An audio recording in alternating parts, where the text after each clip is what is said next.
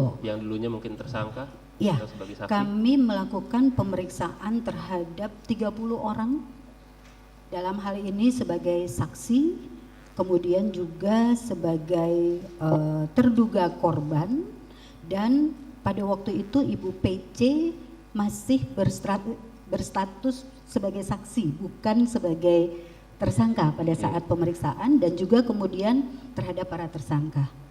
Total itu sekitar 30 orang. Nah, berapa lama total pemeriksaan itu?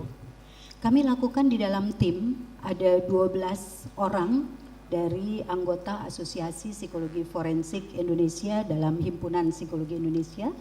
12 orang itu bekerja, kami berbagi tugas masing-masing, kemudian melakukan pemeriksaan mulai dari tanggal 16 Agustus hingga awal September, akhir Agustus. 16 Agustus? Iya. Bukan 25 Juli dalam BAP yang saya terima? Betul, Ini awal ya, pertama kali itu Juli. Betul, Juli. Bapak. Sampai ya. dengan? 28 Juli hingga, sebentar supaya lebih persis saya melihat pada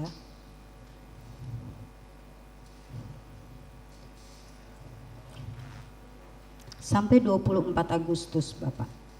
Sampai 24 Agustus, oke. Ya. Fokus pemeriksaan itu apa yang memang maksud dan tujuan dari pemeriksaan itu sendiri? Ya, fokus adalah pada profil psikologis masing-masing pihak yang kemudian dikaitkan dengan perilaku yang terkait dengan perkara ini.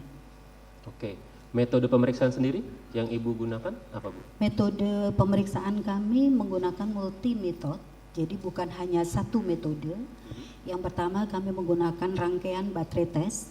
Jadi baterai tes itu berbagai alat tes psikologi untuk mengukur kepribadian. Kita tidak hanya menggunakan satu alat tes saja.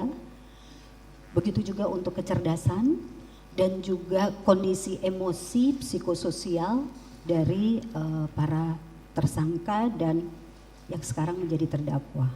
Untuk korban sendiri dalam artian kasus ini kan pembunuhan atau pembunuhan berencana. Korban dalam hari ini Joshua. Bagaimana cara menilainya?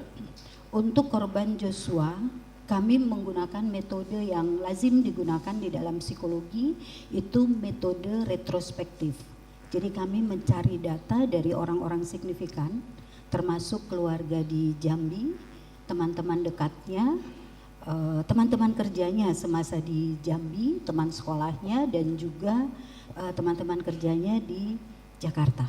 Oke, kalau tadi untuk yang para tersangka, Ibu kan menggunakan data-data secara langsung ya? Langsung, betul. Mungkin kalau penelitian ini bisa dikatakan data primer. Primer. Kalau misalkan untuk korban, data sekunder berarti kan? Betul.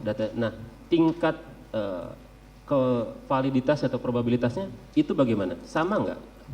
Tergantung pada keragaman keterangan, kelengkapan keterangan yang kami dapatkan. Memang pada korban Joshua di sini ada keterbatasan data sehingga kami tidak bisa menyimpulkan secara detail dan lengkap pada beberapa aspeknya. Lalu bagaimana cara menutup informasi-informasi itu? Kami menyampaikan apa adanya pada saat ada data yang bisa dianalisis cukup dan mana data yang tidak cukup sehingga kita tidak mampu untuk menganalisis secara maksimal. Dalam BAP sudah kami sampaikan keterbatasan data pada data apa dan data mana yang kami bisa simpulkan. Artinya itu yang terbaik dari data yang memang sudah ada ya? Betul. Kalau misalkan ada data tambahan itu bisa saja berbeda simpulannya. Jika ada data tambahan kami akan menganalisis.